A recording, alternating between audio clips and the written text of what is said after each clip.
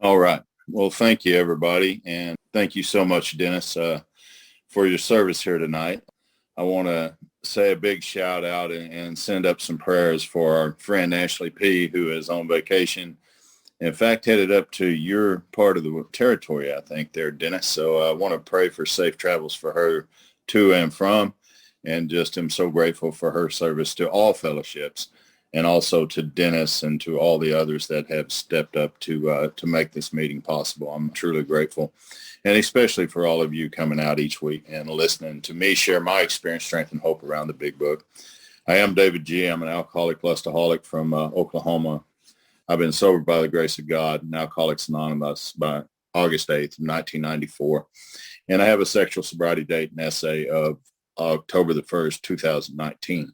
And I'm really glad to be here. I always like to say whenever I do one of these that I do not claim to be the guru of anything. I have no authority on the big book of Alcoholics Anonymous, or I don't speak for any fellowship as a whole. I've just found a way to recover through the big book of Alcoholics Anonymous in a lot of fellowships now. It's been very, very enlightening to bring this message and to be able to come to the SA fellowship and to carry this same message over here and to watch many, many guys begin to recover. Women too. It's been absolutely life-changing. So anything that I say here tonight that your sponsor says is wrong or doesn't agree with, I always encourage you to listen to your sponsor, because he's the man or woman that you should listen to. We've been traveling through the big book for about a month or so now. We went through the forewords. We looked at the doctor's opinion. We looked at the physical allergy. We looked at Bill's story the last couple of weeks. We looked at a story of hope and belief. We looked at how Bill was, what happened to him, and how he was like after the spiritual experience, after the experience from self. That kind of lands us to where we're at tonight, and there is a solution. You know, I once heard a guy say that there's as many solutions in Alcoholics Anonymous as there are drunks. But the title of this page says something much different. It says there is a solution, and not a bunch of solutions, not as many solutions as there are alcoholics or addicts in the fellowship.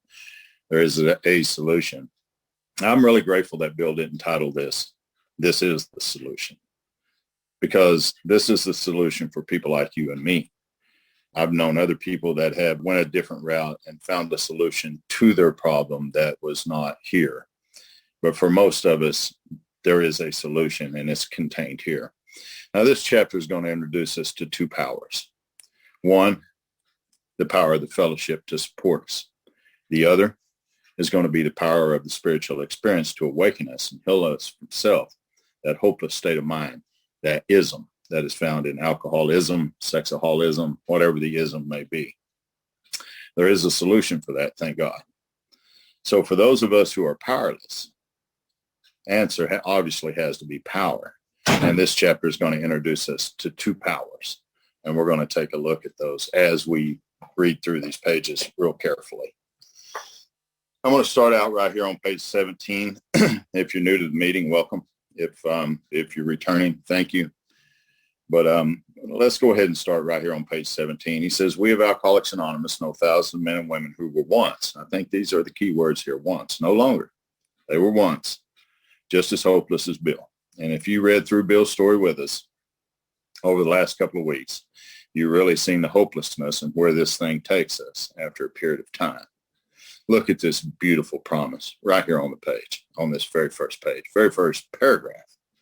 Nearly all have recovered. They have solved the drink problem.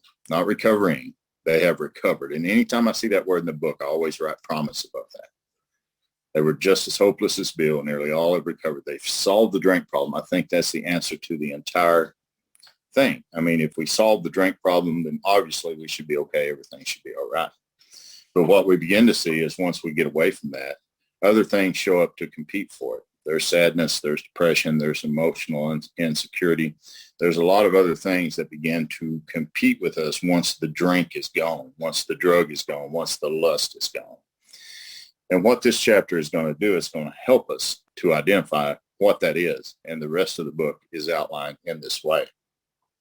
Now, if you remember, Ebby brought Bill the solution, and Bill didn't like the solution. He didn't like that solution at all. But he also knew that this was really his only hope. And Ebby said some words that was absolutely life-changing for millions of people. I know that God spoke through that man that day when he said, why don't you choose your own conception of God? And that's what we're going to look at quite a bit as we move through this. Now, Bill talked in parables the same way that a lot of great teachers have through the years, particularly one over a couple of thousand years ago. He would always tell stories in parables. If it was about a fisherman, he'd tell a story about a fish. If it was about a farmer, he'd tell a story about soil and grain and so on and so on. Bill's going to do the same thing here. He knew in the 1930s to get from one continent to another, you had to take a great ocean liner in order to do that. So he's going to give an example about a great ocean liner. And this is going to pretty much fit us as we look at this real closely. We're going to see how the fellowship is tied up in what he's talking about here. He's going to talk to us about the fellowship, but he's going to give us a warning in this paragraph as well. So let's take a look. He says, we are average Americans, and I don't think that's completely the case anymore. I think we're average citizens today. I will guarantee you there are more than Americans represented here tonight in a lot of fellowships around the world. So we're not just average Americans, we're average citizens. All sections of this country and other countries and many of its occupations are represented, as well as many political, economic, social, and religious backgrounds. I think every one of us come from something different here. We are people who normally would not mix.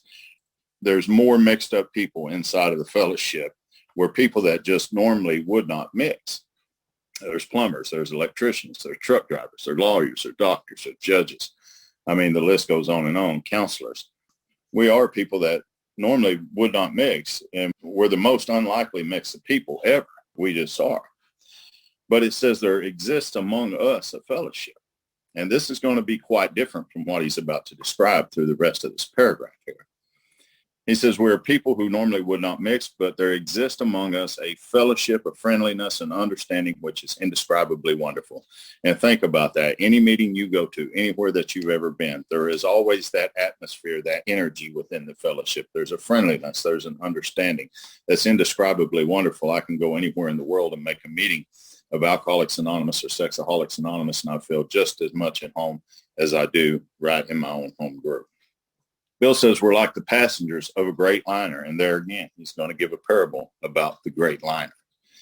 He says the moment after rescue from shipwreck, when camaraderie, joy, democracy pervade the vessel from steerage to captain's table. Now, the vessel on an ocean liner was something that was at the very bowels of the ship.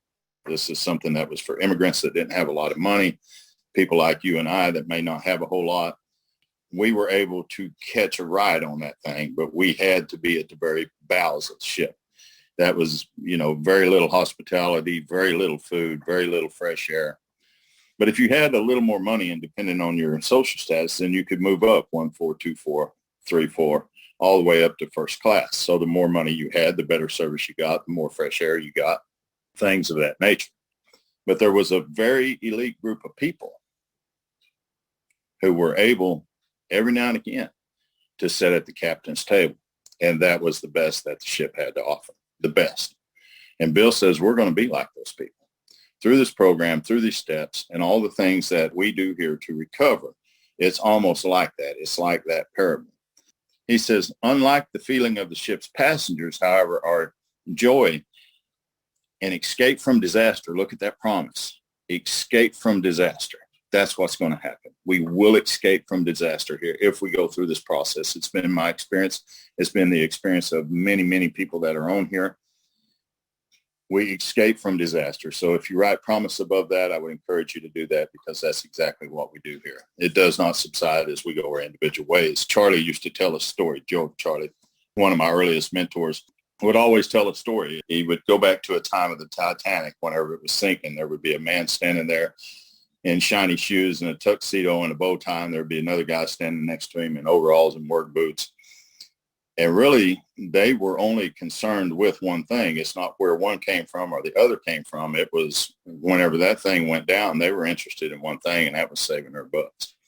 Now, whenever they did get on the boat, make it to shore, make it to safety, they probably said, hey, glad we made it. They parted ways, and they were never to see each other again.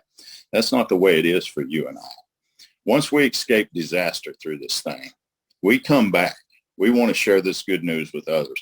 I might not ever see you again, but we're always going to have a common bond together. Always. That's just the way it is.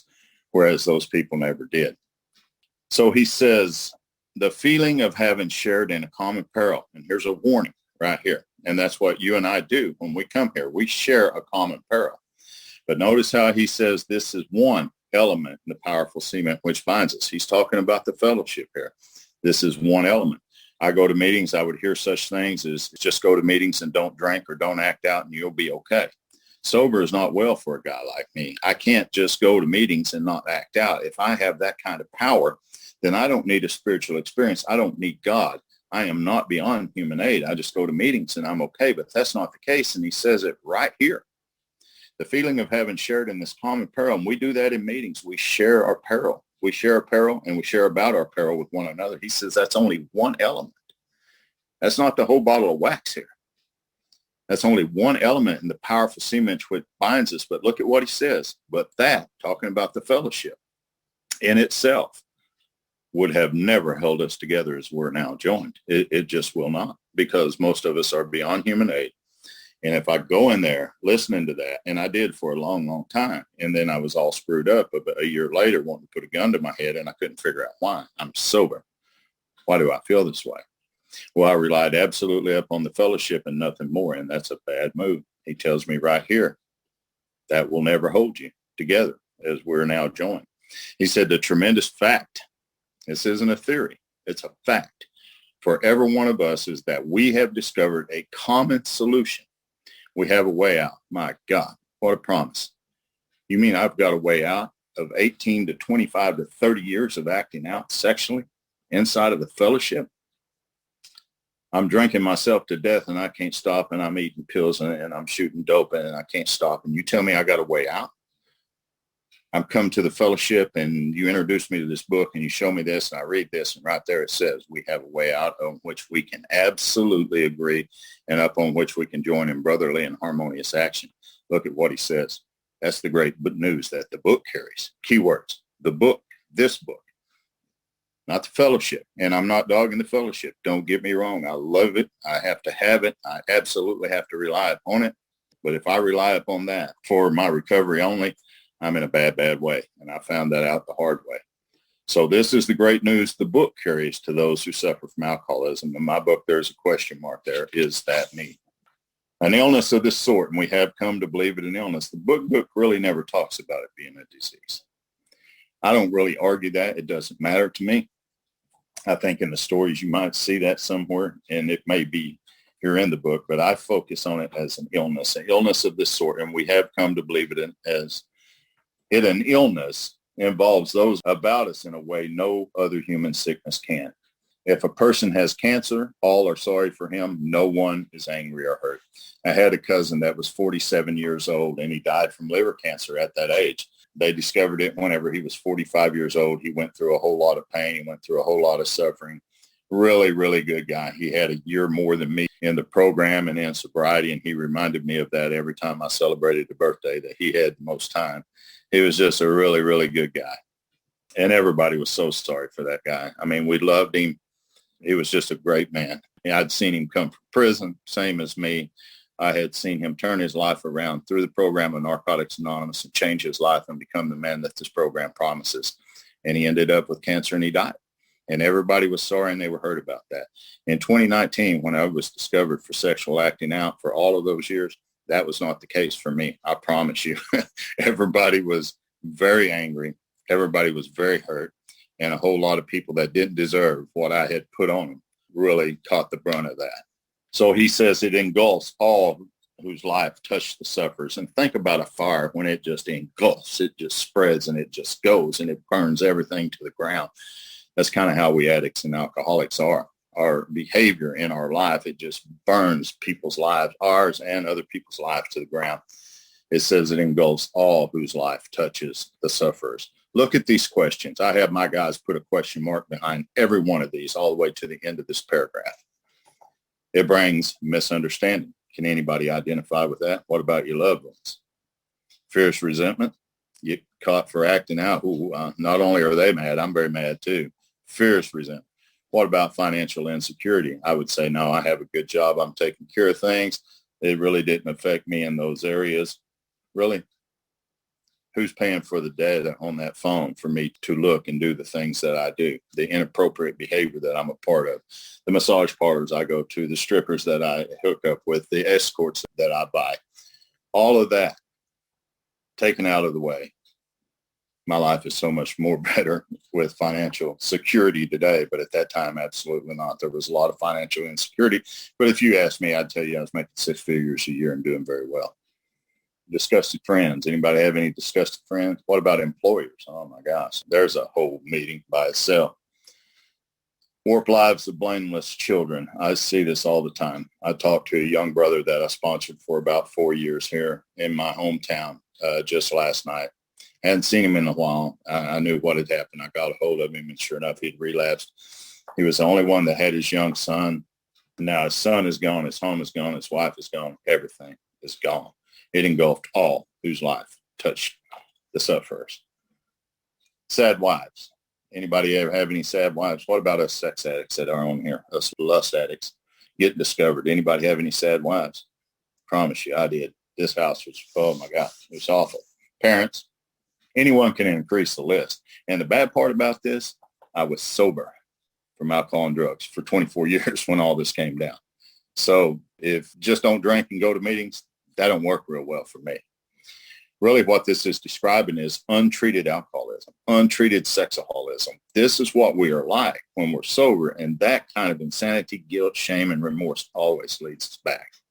So he says, we hope this volume, here again, not the fellowship, the volume will inform and comfort those who are affected, who are or who may be affected. There are many. On the top of that sentence, I have written in my book, am I one? With a question mark. Am I one of the many? I guarantee you I am. Highly competent psychiatrists who have dealt with us found it sometimes impossible to persuade an alcoholic to discuss his situation without reserve. Strangely enough, wives, parents, intimate friends usually find us even more unapproachable than do the psychiatrist and the doctor. So a lot of people will ask me whenever they come to Alcoholics Anonymous or Sexaholics Anonymous, and they got a little bit of time, they're like, when am I ready to sponsor? When can I begin to sponsor?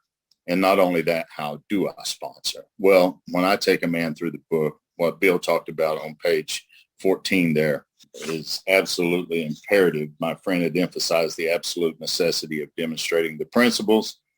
Particularly, it's imperative that he work with others. I work with others as he had worked with me. But to take a bird's eye view of what this man should look like, how to be a sponsor, that's what this paragraph is going to describe right here.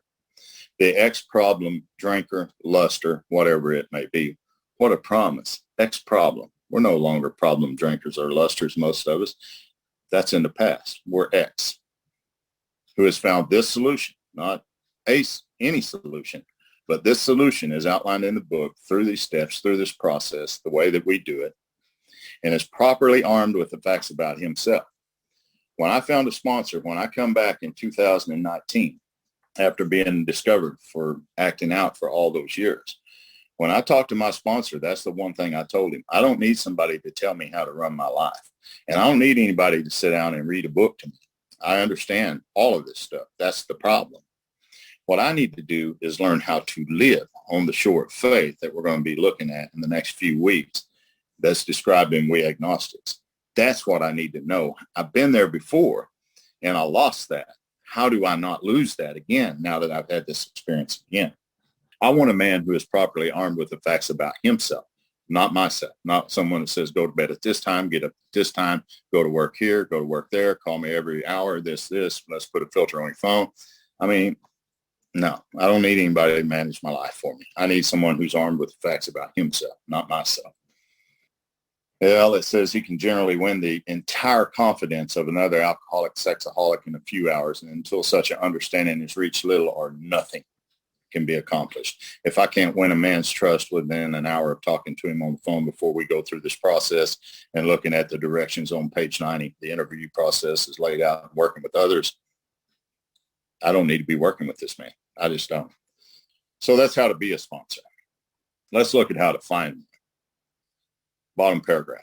page 18, that the man who is making the approach. Now, I used to hear people say in meetings, and I was probably one of them, truth be told. If a man wants to get sober and he needs a sponsor, he's going to come talk to me. If he needs help with this process, he's going to step out and ask me. That's just how this thing works. That's not what that half of a sentence says right there. It says the man who is making the approach, and it's not talking about the new man. That's talking about me. The man making the approach has had the same difficulty. Obviously, I can't help you with the things that I haven't experienced. I mean, that's almost like somebody coming to me with some other affliction that I have no idea about. I need someone who has had the same difficulty that obviously knows what he's talking about. That his whole deportment, and that word just means behavior, shouts at the news prospect, he is the man with the real answer. And in 2019, when I found that man, I did not let go for dear life. He walked me through this book again. I struggled until I got up to about here. And I tell you, it really started to click home. This guy is the man with the real answer. And he has exactly what I want. And there's someone going to work here. It's not going to be God, and it's not going to be that man. It's going to be me. I'm going to do the work if I want to recover from this thing. But here's how I want him to look. And this is how I want to look when I find a sponsor. They has no attitude of holier than thou. I can't stand anyone to preach at me. I can't stand anyone to tell me you've got to do this and you've got to do that. I want someone to share experience, strength, and hope and take me through this book and do it with love and kindness. Now, if I don't do my part, I expect him to let me go. I've had some tough sponsors over the year, and I'm very tough with some of the men that I work with. And but I don't have any holier than thou attitude. Nothing except a sincere desire to be helpful. That's all that we're wanting here. There are no fees to pay, access to grind, people to please, lectures to be endured. I have my guys put a question mark behind each one of those. Fees to pay, access to grind, people to please, lectures to be endured. These are the conditions we have found most effective. After this approach, after such an approach, many take up their beds and walk again. Look at that promise. Many take up their beds and walk again. We've seen it over and over and over. In the last 3 years, I've seen more people come in to recover from lust addiction than I could have ever hoped for. It's just unbelievable how the power of God, how deep that goes. Well, none of us make a sole vocation of this work. That's what the theme of going through this process is, the work, as outlined in the book. None of us make a sole vocation of that, nor do we think its effectiveness would be increased if we did. I had a guy in my home group, Broken Bottle, every week. He told me, David, I just want to retire, travel the world, and carry the message of Alcoholics Anonymous to any and everybody that will listen. I said, yeah, me too, man. Me too. He said, I think that it would be so much more effective for everybody, including me, if I could do that. And I had to bring that man back to this sentence right here. None of us make a sole vocation of this, nor do we think its effectiveness would be increased if we did. We feel that elimination of our drinking, lusting, whatever your affliction may be, that's a beginning. That's a warning. It's only a beginning. That's not the end. People tell me just don't drink, go to meetings, everything will be okay. I want to stay away from that man. He's dangerous for me to be around. A much more important demonstration, and I love that word, we're going to see it a lot as we go through this book, demonstration of our principles lie before us in our respective homes, occupations, and affairs. That's the first thing I ask my guys. They'll call me up. They'll be griping about their wife. My question is this, the same question that was asked to me, what are you doing at home? I had a sponsor once tell me, you take care of everything that's under your roof, David, and I promise you the rest of life's going to take care of itself. There's times now in the last 3 years, whenever I come home, if there's laundry to be done, I do it. I used to think that's a woman's work. I don't have to do that. I work all day long. I get off earlier than her now. I always have dinner ready usually. I love to grill. It works out pretty good. There's times that I go down that I'll grab her car. I'll run down. I'll vacuum it out, detail it, fill it up, bring it back to her work, drop it off without her even knowing it, come home. Now, I don't use that to kiss tail. I'll promise you that I did it in the very beginning 3 years ago. But that's become a way of life for me now. I want to practice and I want to demonstrate this principle inside of my home. What about my occupation? Another thing, she loves Christmas lights put on the house every year, and I hate it because I have to go up there and put them up. You know, I pay a guy. He come over here one time. I paid him. I said, man, run up there and do that real quick, please. And he said, when do you want me to come back and take them down? I said, I never do. And he said, what do you mean you never do? And I said, I don't want them down. Leave them up there. And every year we'll just plug them in. And if they work, great. And if they don't, great. I didn't want to get up there and do that. I promise you, every year now, before Christmas, right after Thanksgiving, I'm on top of that house putting those lights up. And right after New Year's, they come down every year. I don't fail now. It's a joy now, whereas it was a burden before. It's a joy now. Why? Because I'm demonstrating these principles inside of my home. What about my occupation? I used to go to work and I would take off and I would call that sick. And I would use that for a personal day. We have sick days. We have vacation days. I didn't want to use my vacation days because that fell into my time that I wanted to do something else. So if I didn't feel like I wanted to work that day or that week or whatever, I just take sick time. Well, when I went through this process, intuitively, I knew that had to stop. We had a new dispatcher come on. And he called me. He said, I see that you're going to take off here pretty soon. I said, yeah. He said, I see you have vacation time down for that, just the 1 or 2 days. And I said, yeah. He said, do you not want to save that time for other time? And I said, I did. And he said, well, why don't you just use sick? And I said, because I'm not sick. And he said, no, I don't think you understand what I'm saying. Write a sick note and send it in. And I said, I don't think you understand what I'm saying. I did that for most of my life, and I'm not doing that anymore. I'm living by a different set of principles today. If I take off early, I'm going to let you know. I want you to deduct it from me. If I'm sick, I'll use my sick days. If she's sick, I need to take her to the doctor. I'll use my sick days. Outside of that, I'm going to use vacation. I'm going to change the way that I do things. Demonstrate this in my occupation. Am I doing that today? What about in my affairs? What about in the fellowship? What about in my church group? What about in the native spiritual ceremonies that I take part in? Am I demonstrating that I can be a man that comes there to help, not just to get? I always came there to get something. Today, I go there to see what I can give. Hey, can I chop the firewood today? Hey, what can I bring to the potluck dinner? You know, what can I do for the Sunday school class, etc.? A much more important demonstration of these principles lie before us in our respective home occupations and affairs. That sentence goes pretty deep if you dig into it a little bit. All of us spend much of our spare time, keyword, spare time. I was doing this full time. You can ask some of the members that are on here tonight. In fact, my brother Dennis could tell you, and Susie and Jason and quite a few more, it was almost like a job. I talked to at least 5 to 8 people, different people, every day, all day, 5 days a week, 40 to 50 hours a week. And I was doing this all the time. Now, I had stopped doing it because used to I would do it after 5 o'clock when she come home. You know, they ought to go in there, give her a kiss, tell her I love her, good night, go to bed. I don't do that anymore. After 5 o'clock, unless it's a 911, that's my time and that's her time. I give that time to her. Today, I spend much of my spare time in sort of effort that we're going to describe like he's talking about right here. Now, if you are so situated that they can give nearly all their time to the work, I've got a brother here in Oklahoma. He's a sponsee brother, and he has MS.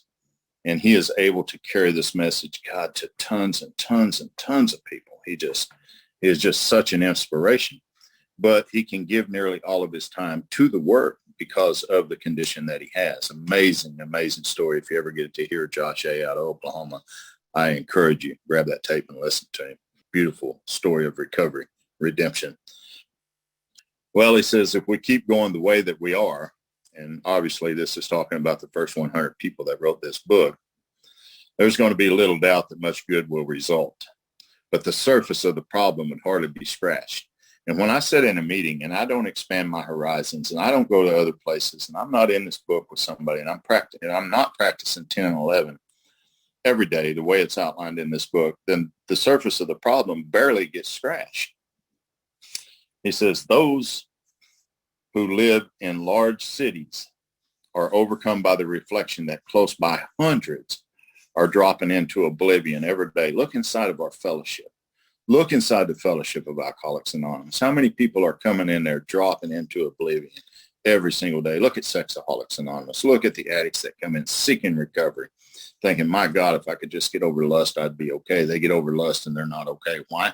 Because that's not the problem. It says the problem would hardly be scratched because that's not the problem. I always say That might be the flea, but that's not the bug. The bug is self. And we're really going to begin to look at thoughts, ideas, concepts, beliefs, and prejudice that make up the self. We're going to be looking pretty close at that coming up. So many could recover if they had the opportunity we have enjoyed. How then shall we present that which has been so freely given us? And like Dennis said before, the good news is it's free. We have concluded to publish an anonymous volume. Thank God for the fellowship. I absolutely love it. But he's talked over and over and over here. The book, the volume, this anonymous volume. He says, setting forth the problem as we see it. We will look at that very in depth in step 1. We shall bring to the test our combined experience and knowledge. That's what they do in the first few chapters of the book. This should suggest a useful program, and we're going to look at that in chapters 5 and chapter 6. And it says for anyone concerned with the drinking or lusting problem. Of necessity, there will have to be discussions of matters medical, psychiatric, social, and religious. We are aware that these matters are from their very nature controversial. When I first got here, it was very controversial. I didn't like hearing that stuff at all.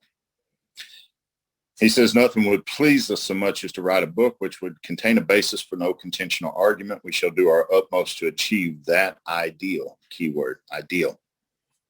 But I think right here is the key to all of this. Most of us sense that a real tolerance of other people's shortcomings. I never really had a whole lot of tolerance for other people's shortcomings because I didn't have a whole lot for my own. And I sure didn't have any for their viewpoints. If it didn't go along with my point of view, I didn't want to hear it. Even in recovery and sobriety, it was that way for a long time. And look at what this says, and a respect for their opinions. I never really respected others' opinion. I'd act like I did if I was around them some. But if you had listened to me talk before or after the meeting, you'd hear something completely different coming out of my mouth. In fact, if there's any newcomers on here, you're looking for a sponsor and you're in person, I encourage you to do this. Go 30 minutes before the meeting and listen to how they talk. Listen to how they talk inside of the meeting and hang around about 30 minutes after and listen to how they talk after the meeting. And if what they said before and after the meeting don't match up with what they were talking about inside that meeting, I encourage you to find somebody else. And people say you shouldn't say that. I don't care. I'm saying that. Because this is what we want right here. We want someone who has real tolerance of other people's shortcomings and viewpoints and a respect for their opinions. Why? Because these are the attitudes which make us more useful to others. This book is going to bring us back to that over and over and over and over. It's about others. It's about others. It's about others. Why is it about others? Because if it's not, it's about me. It's about self. And I get in a whole lot of trouble right there. So our very lives is X problem. Look at that promise again. X problem. Drinkers depend upon us in our constant thought, a constant thought, not every now and again, but a constant thought of others. There it is again. We're going to see it over and over and how we may help meet their needs. It's not all about me today. Thank God. Well, you may have already asked yourself why it is that all of us became so very ill from drinking, acting out, overeating, gambling, whatever the case may be. Ever ask yourself that question? Why am I so ill from this? My God, that was my question for years. I was sober in AA. I knew that most likely I wasn't going to drink again. You know, I say that, but I guarantee the road that I was headed down, it definitely looked that way. But my question is, why am I so very ill from acting out, lusting and acting out? Why can't I stop this? Why? And it's telling me right here why. It says, doubtless you're curious to discover how and why. In the face of expert opinion, to the contrary, we have recovered not from booze, not from sex, not from lust, not from overeating, from a hopeless state of mind and body, not just mind. We're going to look at self, and we're going to look at the ism, and we're going to look at these thoughts, ideas, concepts, beliefs, and attitudes. But never forget, once we put that inside of our system, it triggers a phenomenon of craving that demands more of the same.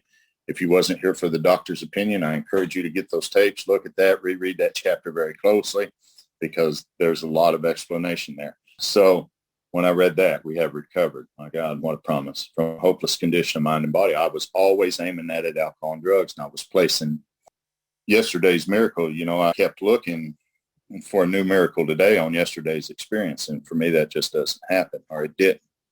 So when I came in 2019, I had a whole new outlook on how to go through the steps as outlined in this book. If you are an alcoholic, a sexaholic, a lustaholic, a gambler, an addict, whatever it may be, if you are, I have my guys put a question mark right there. Look real close at that. And look real close at this. Who wants to get over it? I think that's the very next question. I have a lot of guys that come in and say, David, I want to go through this work. I want to do this. I want to do that. But their actions show something quite different. You're not ready until you're ready. So you may already be asking, and this is definitely what I was asking, what do I have to do? Well, it's the purpose of the book, not the fellowship. Thank God for the fellowship. But it's for the purpose of the book to answer these questions specifically. We should tell you what we have done, and we're going to see that in how it works. These are the steps we took. They've done this. They took these steps already, the first 100. It says it's the purpose of the book to answer those questions. So before going into a detailed discussion, it may be well to summarize some points as we see them. How many times have people said to us, I can take it or leave it alone? Any alcoholics or drug addicts on here today that had somebody tell you that? I once met a guy who had been in the service for 30 years. He said, I drank every one of them 30 years, David. I walked out of there one day and decided that I was going to quit. I quit. He said, I can take it or leave it alone. Why can't you? And I didn't have an answer to that question. I just did. But I know while the obsession to the mind was driving him back to drink over and over and over, he didn't have the allergy of the body that guaranteed he was going to continue to drink until sickness, death, divorce, jail, death, eventually. Those of us that have that allergy, that's exactly the reason why. I know that today. I didn't know that then. My story is I can't take it or leave it alone, either one. He says, why don't you drink like a gentleman or quit? That fellow can't handle his liquor. Why don't you try beer or wine and lay off the hard stuff? His willpower must be weak. In other words, he may have a choice. We're going to look pretty in-depth at that. Power, choice, and control. If I've lost any one of these, did I ever have it to begin with? He could stop if he wanted to. She's such a sweet girl. I should think he'd stop for her sake. The doctor told him if he ever drank again, he'd kill him. But there he is, all lit up again. I was sitting in a meeting one night. I heard a lady say that. The guy came in. We'll call him Jimmy. She said, my God, look at Jimmy. There he is, drunk again. She said, he went to the doctor last week. They say his heart's going to blow out if he doesn't stop drinking. And look at him. There he is, drunk again. And I was thinking about this part of the book. I thought, my God, this woman's not an alcoholic. She's sitting in Alcoholics Anonymous, talking to newcomers, reading the book, going to meetings, and has no idea why that man can't stop drinking. That scares me for people like that, trying to sponsor other people in any fellowship. Well, she's such a sweet girl. I should think you'd stop for her sake. My God, I got one of the sweetest gals around, and I know all you guys on here do too, most of you. You'd think we'd have stopped for her sake, right? Mm-hmm. Sure wish it could have happened that way. Doctor told him if he ever drank again, he'd kill him, but there he is, all lit up again. Now, these are commonplace observations on drinkers, which we hear all the time, even inside our fellowship. Listen to people in a meeting. Back of them is a world of ignorance and misunderstanding. It doesn't mean that they're ignorant and they don't understand. It's just the back of them. That's self. There's a whole world of ignorance and misunderstanding back there. We see that these expressions refer to people whose reactions are very, very different from ours. Moderate drinkers have little trouble in giving up liquor if they have a good reason for it. I've seen this over and over. They can take it or leave it alone. In other words, they have a choice. I can't take it or leave it alone. That's been my experience. Then we have a certain type of hard drinker. He may have the habit badly enough to gradually impair him mentally and physically. It may cause him to die a few years before his time. If a sufficiently strong reason, ill health, falling in love, change of environment, warning of a doctor. Anybody ever have any of those and continue to drink no matter what? Absolutely. That's the real deal. That this guy here, if he stops for this reason but has a little bit of trouble, the physical allergy doesn't have him the way it has us. The doctor says we have one symptom in common. We cannot start without developing this phenomenon of craving. Well, this man may find it difficult and troublesome and may even need medical attention. I'm going to read this one little paragraph and I'm going to close right there and let everybody else have a chance to share that wants to. Number 3, what about the real alcoholic? I'll hear people coming, I'm a real alcoholic, I'm a real alcoholic. That's cool. It says he may start off as a moderate drink. Well, he may not. He may skip that stage altogether. The book says he may start off as a moderate drink or lust or whatever it is. He may, or he may not. become a continuous hard. But at some stage, and here's the key, at some stage of his drinking career, he begins to lose all control of his liquor consumption, his lust consumption, his eating consumption. Look at this one word, once, key word, once he starts. There's a physical allergy in people like you and me, and that makes it absolutely impossible for us to stop. Whether she's coming home or leaving home, it doesn't seem to matter. The doctor tells me my heart's in trouble. I'm going to die if I don't quit drinking. It doesn't seem to matter. My mind will trick me into picking up again, getting on the internet, whatever it is. But once I start, I'm unable to stop. I lose all control at that point. So we're going to end it right there for this week. And I really appreciate you guys coming out and listening to me. There's so much good stuff in this chat. It's going to be really life-changing. We're going to look at the rest of the fellowship here next week, and then we're going to move into the vital spiritual experience necessary to recover from any addiction. So, Dennis, thank you for your service, brother. I love you, man. And I'm really glad to be here tonight. This concludes David's share on tonight's chapter, but we encourage you to keep listening as he answers questions from the audience and shares additional experience, strength, and hope. Thank you, Dave, for your workshop, and Dennis for your service. Dave, I always had a question in this paragraph in 19. None of us make a sole vocation, etc. We feel that an elimination of our drinking is but a beginning. I always felt like that sentence was out of place. Can you give me your feedback on that? Well, I can definitely give you my experience. It's good to see you here, brother. You know, if drinking is the problem, if lusting is the problem, then all I need to do is not do it. There shouldn't be any more problem, but it gives me a warning right there. That's the beginning. The reason why is a much more important demonstration of these principles lies everywhere else. And I usually can't meet those with an untreated sexaholic, alcoholic mind.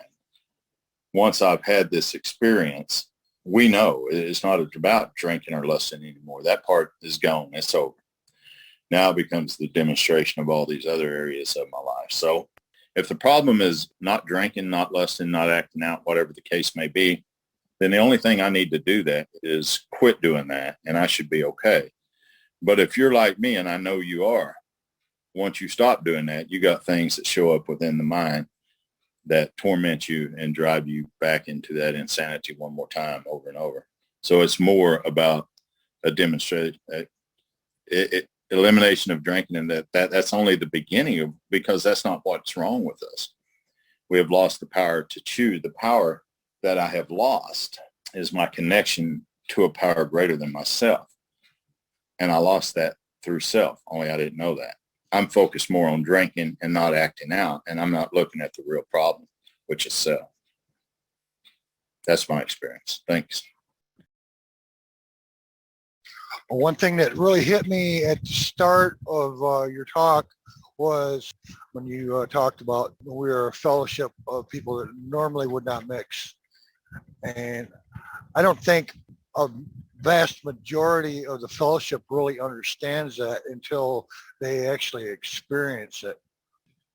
Me being a retired drug dealer, I had a sponsor that was a New York City police officer, and it was a phenomenal feat for me. It showed how God can work in someone's life, and it's truly inspirational when that happens. I'd like to know what your thoughts are on that, David.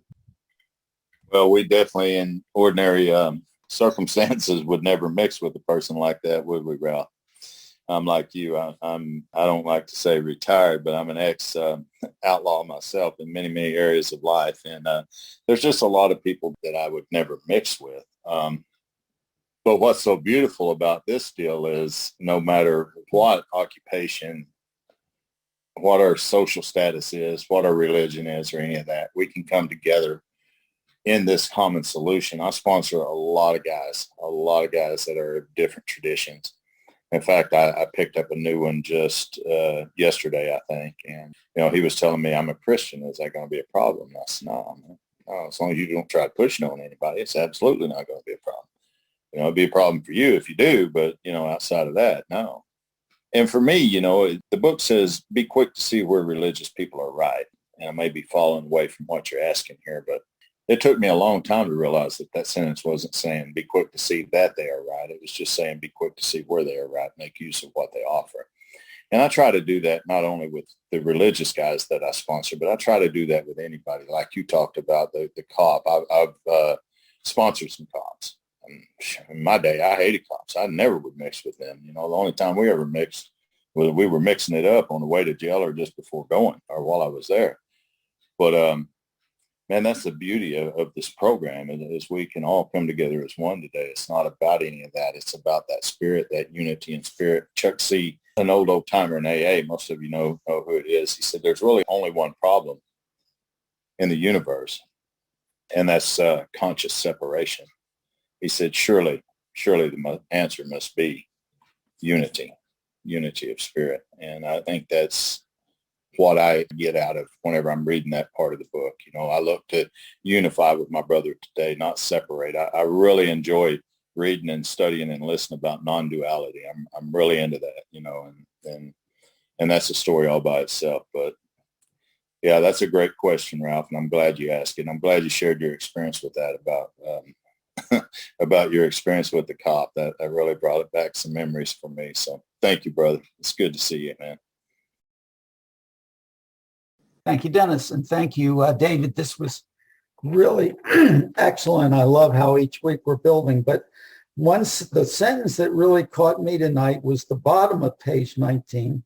It says, most of us sense that real tolerance of other people's shortcomings and viewpoints and a respect for their opinions are attitudes which make us more useful to others.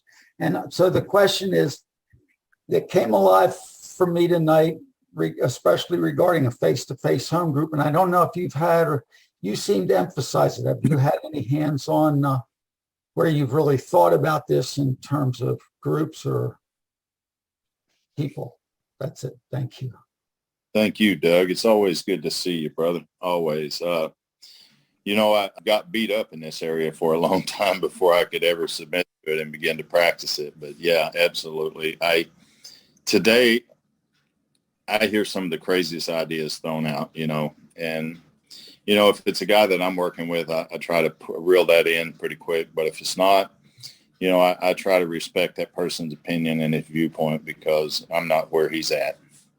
I've found that I can agree to disagree. We've heard that so many times.